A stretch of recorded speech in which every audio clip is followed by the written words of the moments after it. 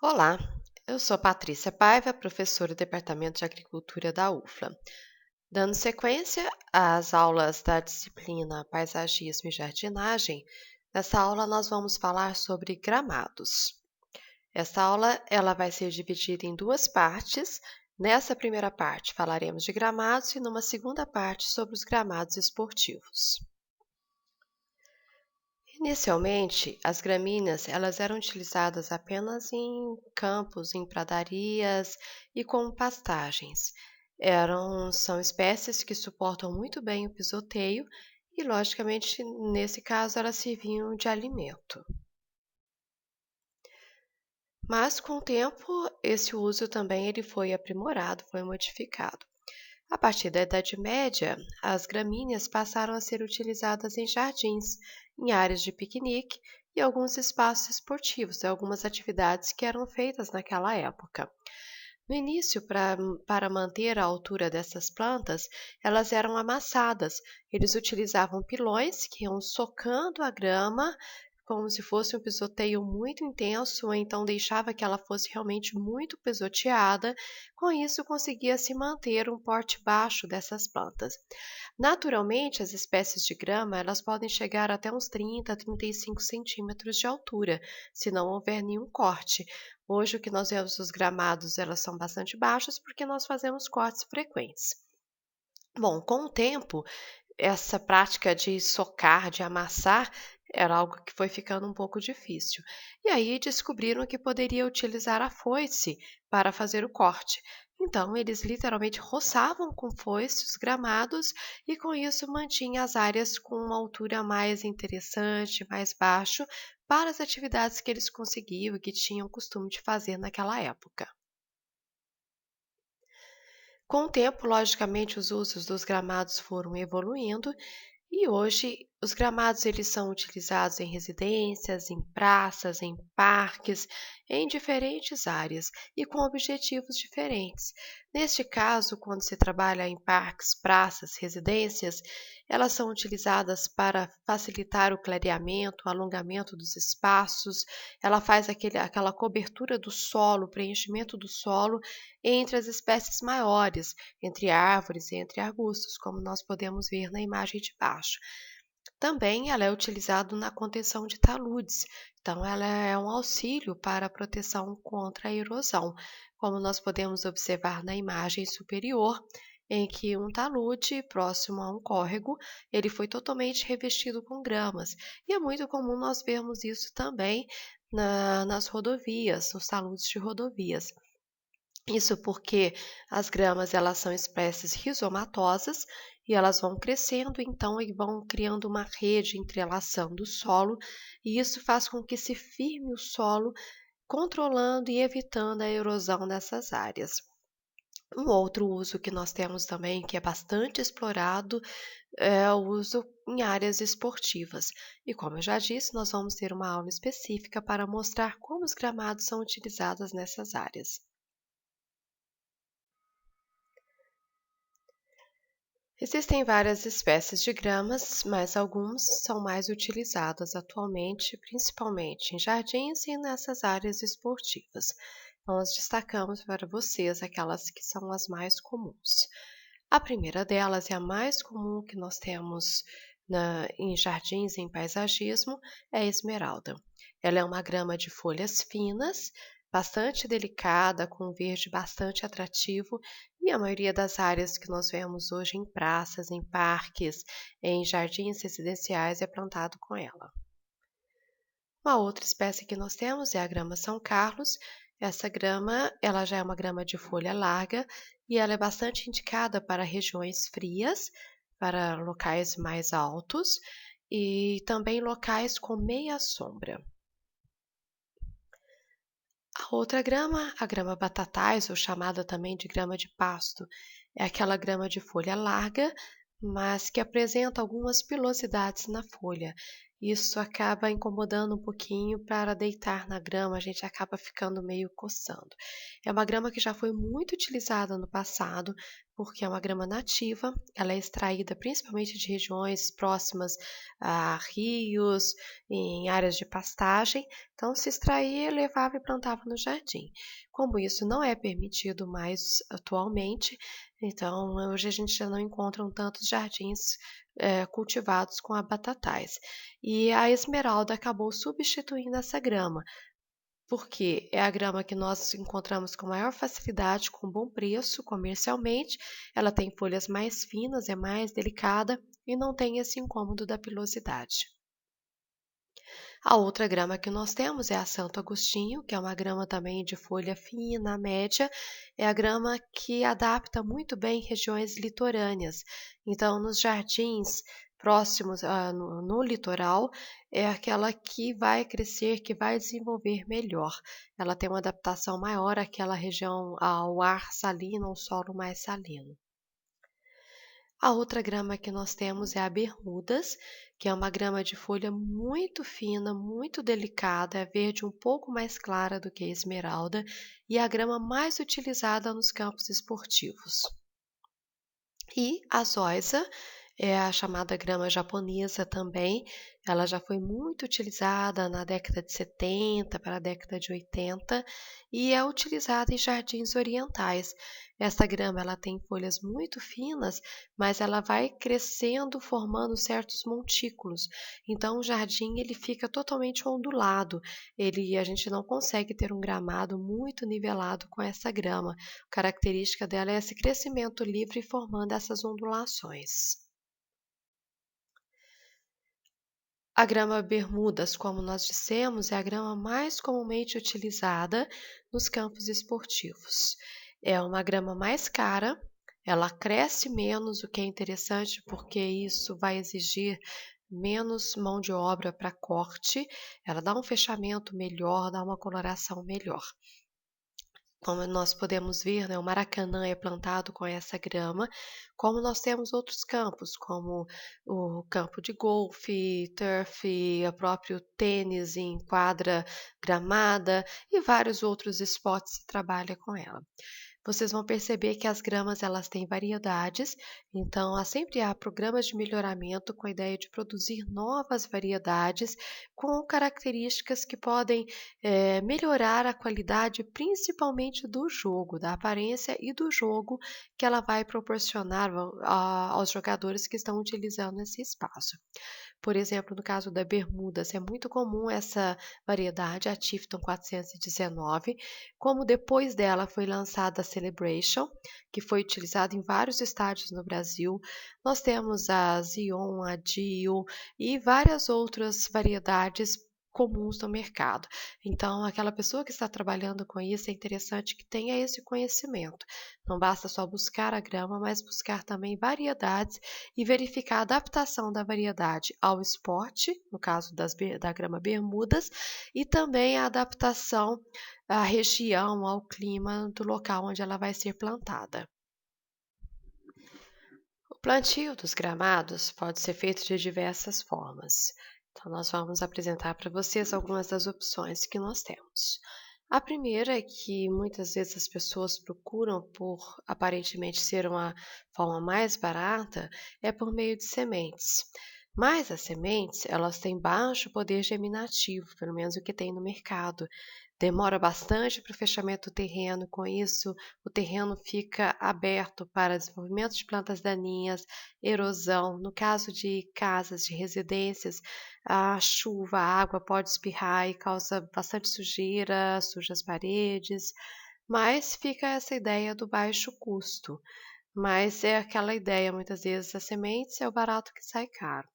Atualmente, as sementes elas têm sido utilizadas somente pelos grameiros. Os grameiros são as empresas que produzem gramas para comercialização. Isso porque eles importam sementes e essas sementes, logicamente, já vêm selecionadas, têm uma qualidade bastante melhor, mas ela não está disponível ao público de maneira geral. Uma outra forma que nós temos é por meio das placas ou tapetes. Tá? O nome vai variar em função da dimensão. A placa, ela é quadrada, 30 por 30, e os tapetes depende muito do produtor. Mas nós temos tapete de meio metro quadrado ou de um quarto do metro quadrado. Eles têm 40 centímetros de largura e podem ter 62 centímetros de comprimento ou 1,25. Normalmente, esses tapetes que têm 1,25, eles vêm na forma de rolo, na forma de rocambole. Essa é uma forma muito comum que nós temos no mercado. Normalmente, quando se faz os plantios residenciais, a grama é comprada nesse formato. Outra forma que nós temos são os plugs. Eles são vendidos nessas bandejinhas, são pequenas unidades, são comercializadas e ele é uma forma de baratear o custo. Quando nós plantamos os tapetes, nós plantamos lado a lado. Quando termina o plantio, o gramado já está fechado. No caso dos plugs, eles são plantados espaçados. Nós podemos espaçar entre 10, 15, 20 centímetros entre um e outro. Há a desvantagem do solo ficar exposto, mas o custo ele acaba ficando um pouco menor na hora da formação do gramado. Outra forma que vem sendo bastante utilizado, principalmente em campos esportivos, são os sprigs. O que é sprig? É como se a gente pegasse a placa de grama e desfizesse toda a placa, ela é toda destruída. E aqueles segmentos que ficam são os chamados sprigs. Isso é uma forma de nivelar e também de reduzir o custo.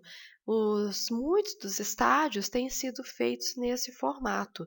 Então, se espalha isso no estádio. Nós estamos vendo o plantio, ele é feito sobre a areia, porque isso facilita bastante a drenagem. Depois se faz uma pequena cobertura de areia por cima. Esses espigas, por se tratar de uma planta rizomatosa, eles vão enraizando, vão espalhando e com o tempo se faz toda a cobertura do solo. Nós podemos fazer isso de forma manual, então se espalha esse sprig sobre a terra ou substrato, né, ou areia, o que está sendo plantado, e se faz essa cobertura. Nós temos que considerar que podem ocorrer perdas, porque no desfazer as placas nós podemos ficar com parte praticamente sem raízes, e também o vento pode deslocar. Então, nós vamos ter no início uma área bastante desuniforme. Então, isso vai demandar algum replantio. E existem também os hidrosprigs, ou seja, essas mudas elas são colocadas em máquinas de hidrossemeaduras e aí se mistura outros materiais. É misturado adubo, terra, se forem taludes pode-se trabalhar com outras sementes também. E no caso de taludes, nós trabalhamos também com papel picado, porque eles vão servir como indicadores, e as máquinas então vão fazendo essa semeadura. Isso é interessante porque fica mais uniforme o plantio. É bem melhor do que o sprig natural, o manual. Uma outra forma que nós temos é o plantio utilizando um maxi-rolo. Ele tem esse nome por causa das dimensões. Ele tem em torno de 75 centímetros de largura e o comprimento entre 20 a 30 metros. Isso demanda máquinas para se fazer tanto a colheita, o transporte e o plantio, por causa do peso, são rolos bastante grandes. Mas a vantagem é que em grandes áreas isso vai sendo espalhado e rapidamente toda a área está plantada e está coberta com o gramado. Vejam aqui o exemplo do estádio Bergantino, é um deles, mas existem diversos outros estádios que foi feito o plantio nesse formato. Vejam na imagem da esquerda que toda a área está coberta com areia, como eu disse, é o que é utilizado para facilitar a drenagem nessa parte superficial, e a máquina, o trator, fazendo o plantio, já espalhando estes rolos. E na imagem da direita nós vemos o estádio pronto, né? Então, pouco tempo depois, ele está totalmente coberto com gramado.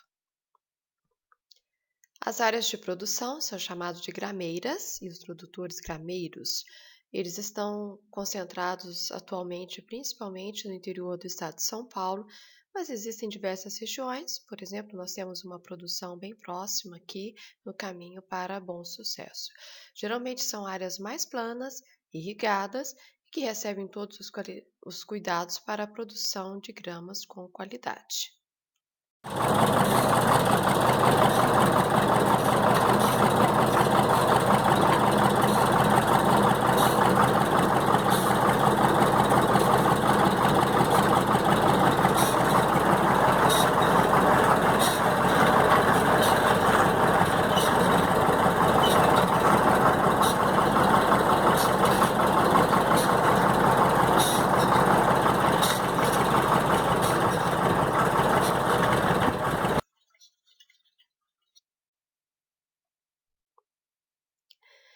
Para o plantio do gramado, nós precisamos de considerar que a grama ela é uma cultura como qualquer outra.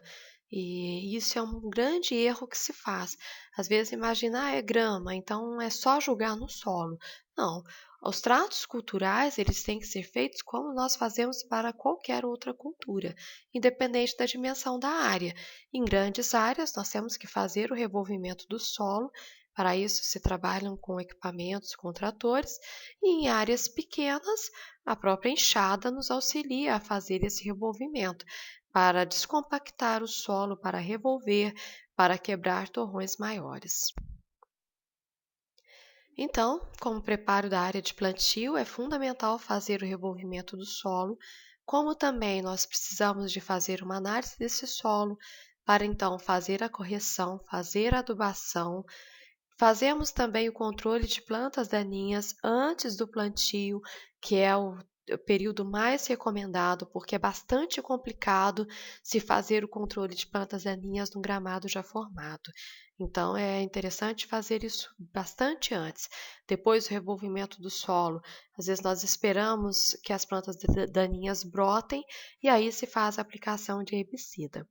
Fundamental fazer o nivelamento, o gramado em qualquer situação, ele precisa estar muito bem nivelado, sem nenhum ressalto, sem nenhum buraco, porque isso é questão de segurança dos usuários.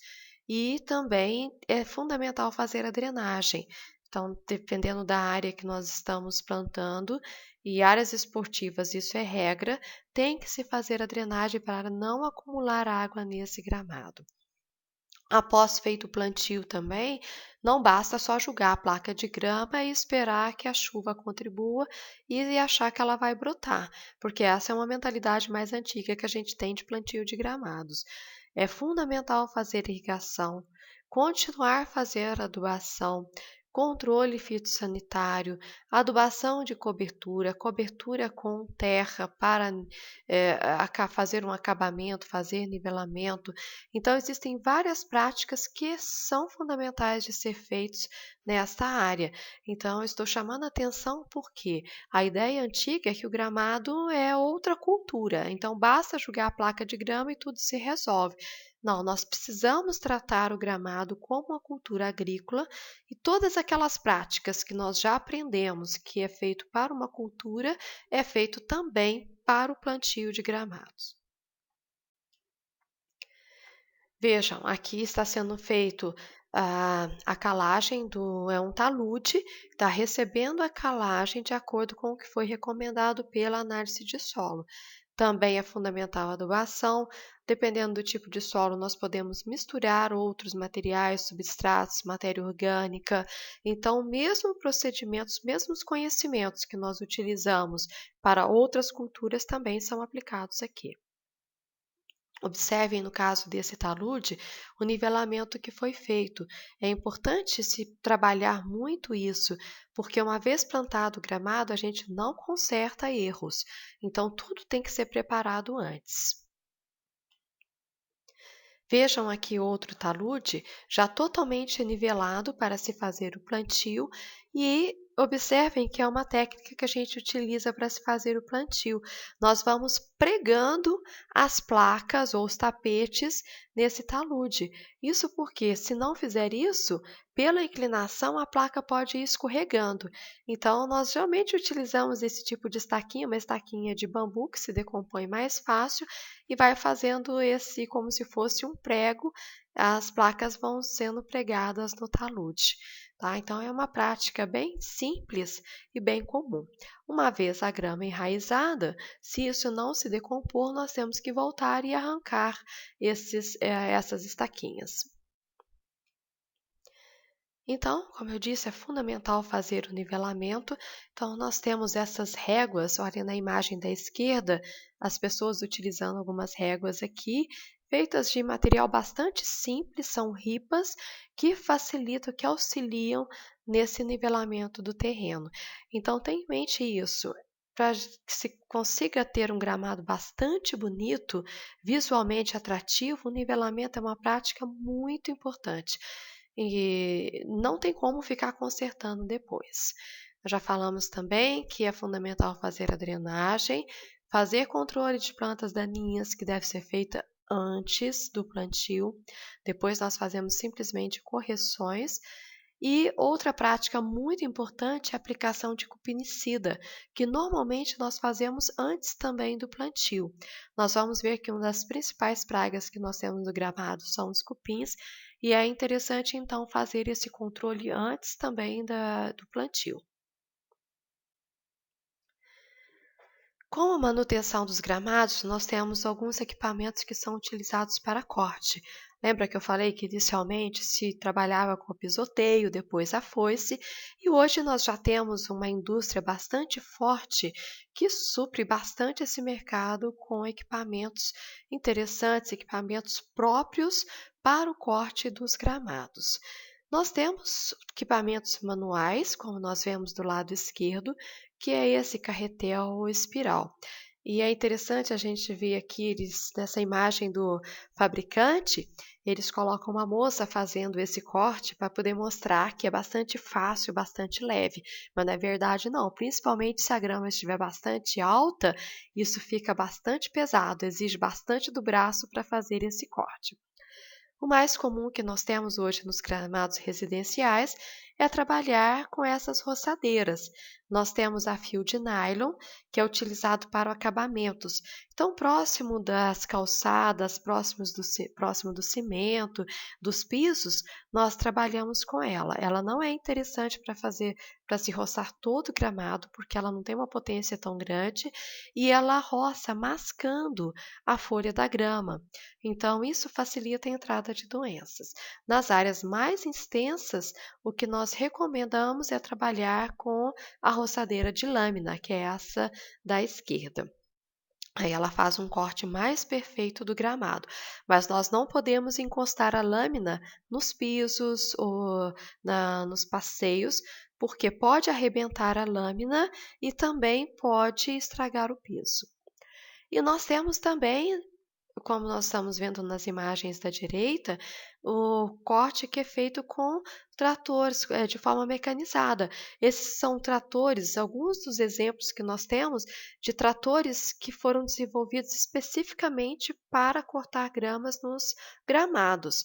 E aí sim, são tratores bastante leves, bastante fáceis de serem manuseados.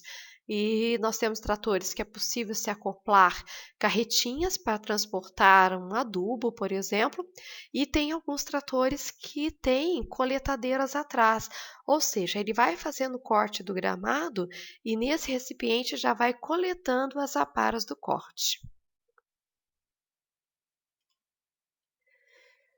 Nós falamos que é fundamental fazer a adubação, então é fundamental fazer a análise de solo e depois periodicamente se repete a análise de solos. Nós não temos tantas informações, tudo muito preciso para esse cuidado e dos aspectos nutricionais do gramado. Mas há esse livro que fala de nutrição e adubação e calagem para gramas, que é um livro bastante interessante nessa área do conhecimento. Normalmente, principalmente de gramados de jardins bastante pequenos, em residências, por exemplo, nem sempre a gente vai ter a chance de fazer análise de solo. Então, se a gente baseia muito na experiência da região. Às vezes se faz a calagem. Fundamental fazer uma aplicação de fósforo no plantio. Normalmente nós aplicamos o super simples porque ele disponibiliza mais rapidamente para as raízes. E nós fazemos essa aplicação e depois em cima já colocamos a placa de grama. Mas lembro que não pode aplicar o super simples juntamente com a calagem. É preciso ter um espaço de tempo entre uma prática e outra. E depois pode-se fazer adubações nitrogenadas periódicas para manter a qualidade da grama. Só destaco que a grama ela é bastante sensível à falta de ferro, então nem sempre a gente vê essa deficiência de micronutrientes, mas o gramado é algo que preocupa mais. Então, nesse experimento, dessa imagem que nós vemos abaixo, é possível perceber a diferença de coloração de um gramado em que o nível de ferro está adequado, que foi suprido isso com a adubação, e na parte da esquerda, aquela parte do gramado que não recebeu ferro. Então vejam que o verde é muito mais intenso com a adubação com ferro. Então essa é uma preocupação que nós precisamos ter em termos de qualidade de nutrição do gramado.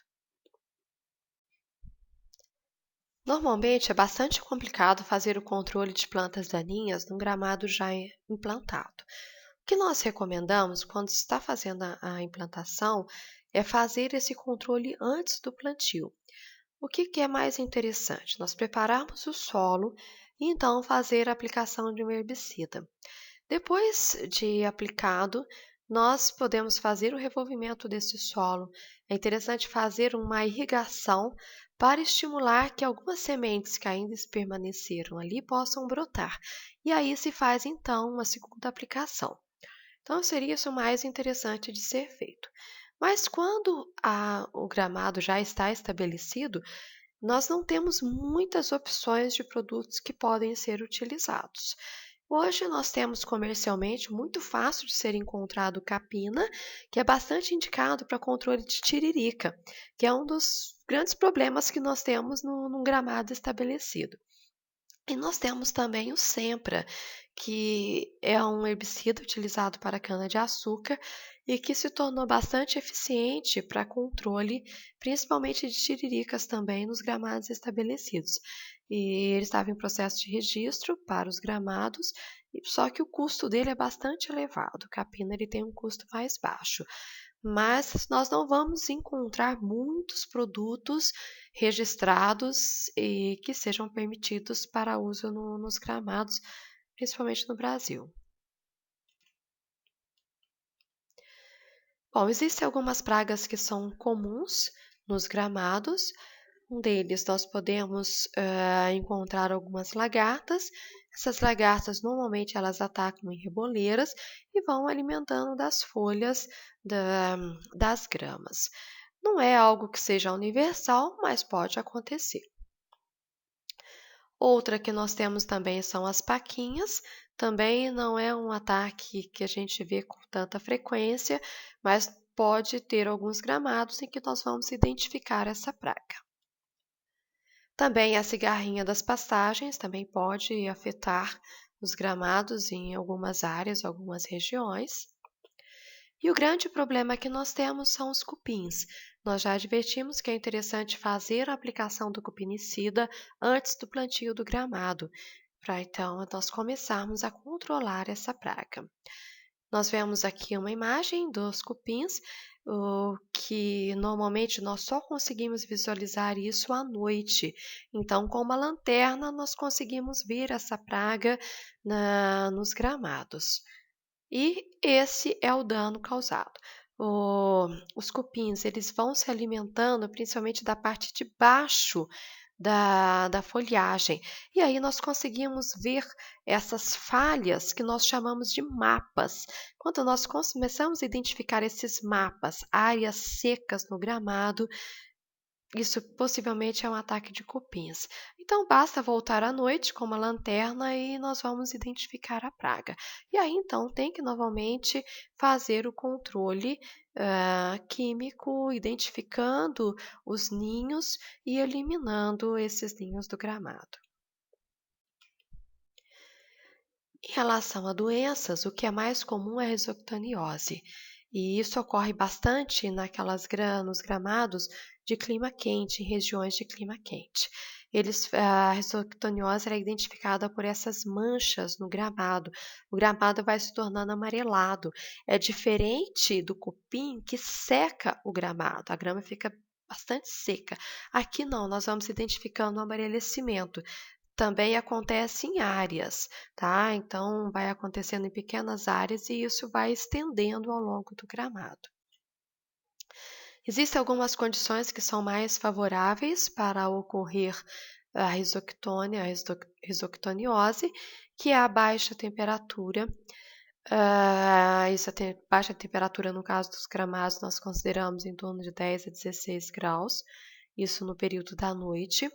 Também, o excesso de umidade, bastante horas em que as folhas ficam molhadas, ficam úmidas, a drenagem deficiente do solo, isso faz com que acumule também água no solo e esse fique bastante encharcada. E o excesso de nitrogênio também é um outro fator bastante forte. Então, se aplica muito, por exemplo, é comum a aplicação de ureia para que a grama possa desenvolver e crescer bastante rápido. Então, é a base de nitrogênio e com isso vai desequilibrando em relação aos níveis de fósforo e potássio. Também o excesso de nitrogênio associado com a umidade favorece bastante a incidência de isoctaniose. E as épocas que a gente vê essa doença de forma mais severa seria do outono até a primavera, que é justamente o período em que nós temos temperaturas noturnas mais baixas. Para controle, o que nós temos que fazer é corrigir essas condições favoráveis. A temperatura nós não temos como fazer nada, mas nós temos que diminuir a irrigação, principalmente no final do dia, quando essa água vai ficar mais acumulada e a temperatura cai, e reduzir também a adubação nitrogenada para evitar esse desbalanço e o excesso de nitrogênio em combinação com a umidade. E a drenagem do solo, que tem que ser feita inicialmente, e por isso nós estamos também chamando a atenção que o solo precisa ser bastante ser cuidado, né, no preparo e ser bastante, a drenagem tem que ser muito bem feita. Até então, essas indicações, elas são comuns tanto para os gramados residenciais quanto os gramados esportivos. Mas os gramados esportivos, eles têm algumas particularidades em relação à sua construção e em função também da sua importância e do seu uso. E esse vai ser então o tema da aula seguinte, que é a sequência então deste assunto.